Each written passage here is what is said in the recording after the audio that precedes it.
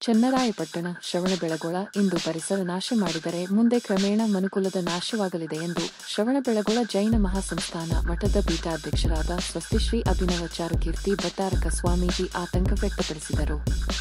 ವಿಶ್ವ ಪರಿಸರ ದಿನಾಚರಣೆ ಅಂಗವಾಗಿ ಬಾಹುಬಲಿ ಶಿಕ್ಷಣ ಸಂಸ್ಥೆಗಳ ವತಿಯಿಂದ ಗುರುವಾರ ಶ್ರೀಮಠದ ಆವರಣದಲ್ಲಿ ಆಯೋಜಿಸಿದ್ದ ಪರಿಸರ ಜಾಗೃತಿ ಜಾಥಾ ಕಾರ್ಯಕ್ರಮಕ್ಕೆ ಚಾಲನೆ ನೀಡಿ ಮಾತನಾಡಿದ ಅವರು, ಮರ, ಗಿಡ, ಕಲ್ಲು, ಮಣ್ಣು, ನದಿ ಹೀಗೆ ಪ್ರಕೃತಿಯನ್ನು ಆರಾಧಿಸುವ ದೇಶ ಭಾರತ.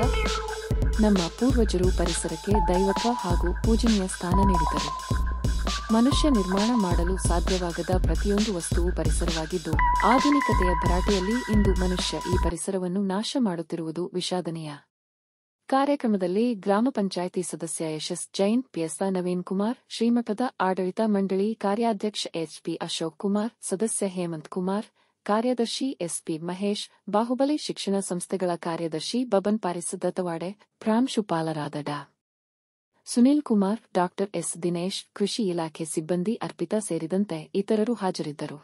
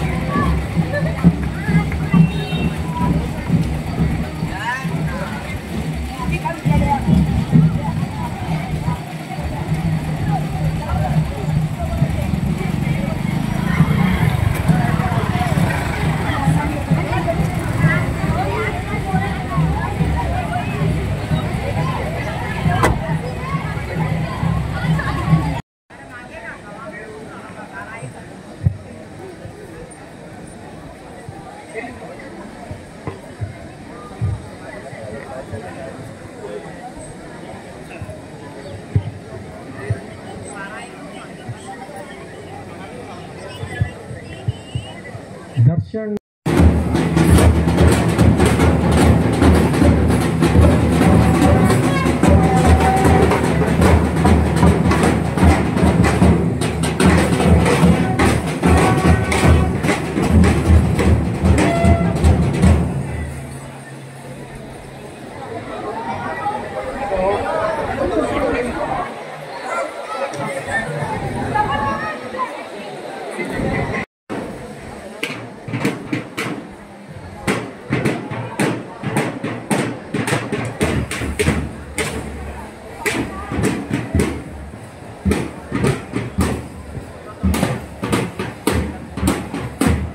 ಉದ್ದೇಶದಿಂದ ಈ ಪರಿಸರದ ಕಾಳಜಿಯನ್ನ ಮಾಡುವ ಉದ್ದೇಶದಿಂದ ಪರಿಸರದ ಜಾಗೃತೆಯನ್ನ ನಮ್ಮಲ್ಲಿ ಹಾಗೆ ಪರರಲ್ಲಿ ಮಾಡ್ತಕ್ಕಂತಹ ದಿನವೇ ಈ ಪರಿಸರ ದಿನಾಚರಣೆ ಅಂತ ಹೇಳಿ ಕರೆಯಲ್ಪಡ್ತದೆ.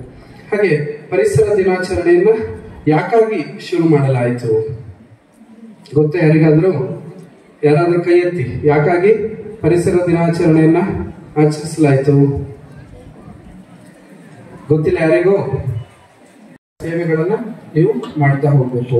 ಅದೇ ರೀತಿಯಾಗಿ ವಿದ್ಯಾರ್ಥಿಗಳಾಯ್ತು, ಹಾಗೆ ಪೋಷಕರು ಏನ್ ಮಾಡ್ಬೇಕು?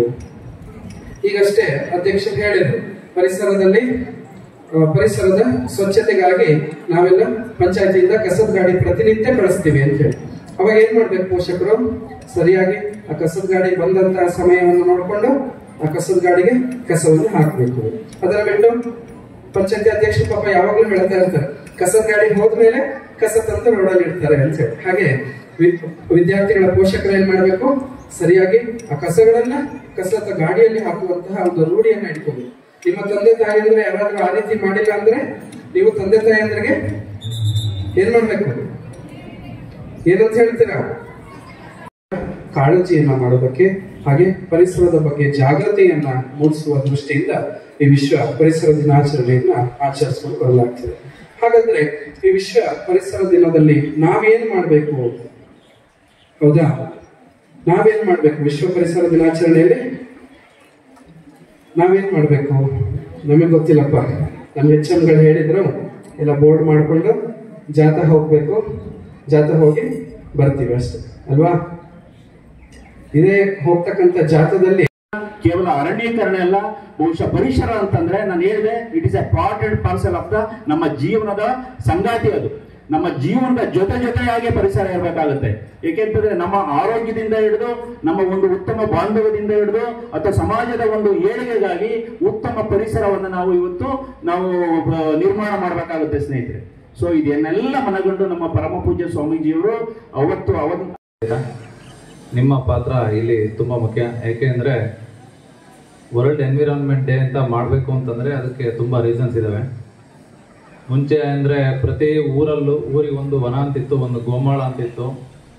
ಇವತ್ತು ನೋಡಿದ್ರೆ ಯಾವ ಊರಲ್ಲೂ ಗೋಮಾಳ ಎಲ್ಲ ಹೊಡ್ಕೊಂಡು ಮನೆ ಕಟ್ಕೊಂಡು ಬೇಸಾಯ ಮಾಡ್ಕೊಂಡು ಇರೋ ಮರನ ಕಡಿದ್ಬಿಟ್ಟು ಎಲ್ಲ ಏನಿದೆ ಅದನ್ನು ಮಾಡ್ಕೋತಾ ಇದ್ದಾರೆ ಜನಗಳು. ಅದರಲ್ಲೂ ಮುಖ್ಯವಾಗಿ ನಾವು ಡೈಲಿ ಲೈಫಲ್ಲಿ ಅಬ್ಸರ್ವ್ ಮಾಡಬೇಕು ಅಂದರೆ, ಈಗ ರೈತರು ಏನು ಮಾಡ್ತಿದ್ದಾರೆ, ರೈತರ ಬಗ್ಗೆ ಆ್ಯಕ್ಚುಲಿ ಅವರು ಇದ್ದಾರೆ ಅಂತ ಇರ್ತಿಲ್ಲ, ಹೇಳ್ತಾ ಇದ್ದೀನಿ ಜನರಲ್ಲೇ ನಾನು ನೋಡಿರೋದು, ಅಬ್ಸರ್ವ್ ಮಾಡ್ತಿರೋದು. ತೋಟದ ಪಕ್ಕದಲ್ಲಿ ಒಂದು ಮರ ಬರೆದಿರುತ್ತೆ, ರಸ್ತೆ ರೋಡ್ ಮಾಡಿರ್ತಕ್ಕಂಥ ಒಂದು ಮರ ಬೆಳೆಸಿರ್ತಾರೆ. ಆ ಮರಗಳನ್ನು ಏನು ಮಾಡ್ತಾರೆ ಅಂದರೆ, ಇವ್ರು ಎಲ್ಲಿ ನೆರಳು ಬಿದ್ದು ನಮ್ಮ ಬೆಳೆ ಹಾಳಾಗುತ್ತೆ ಅಂದ್ಬಿಟ್ಟು ಅವನ್ನ ನಿಧಾನವಾಗಿ ಒಂದೊಂದೇ ಮರ ಕಡಿತಾ ಇದ್ದಾರೆ. ಏನಕ್ಕೆ ಹೇಳ್ತೇನೆ ಅಂತಂದರೆ, ನೀವೆಲ್ಲ ಆಲ್ಮೋಸ್ಟ್ ಇಲ್ಲಿ ರೈತರು ಫ್ಯಾಮಿಲಿ ಅವರೇ ಇರೋದು. ಆ ಥರ ಮರಗಳನ್ನ ದಯವಿಟ್ಟು ಯಾವುದೇ ಕಾರಣಕ್ಕೂ ಕಡಿಯೋದಕ್ಕೆ ಇದಕ್ಕೆ ಅವಕಾಶ ಮಾಡಿಕೊಡ್ಬೇಡಿ.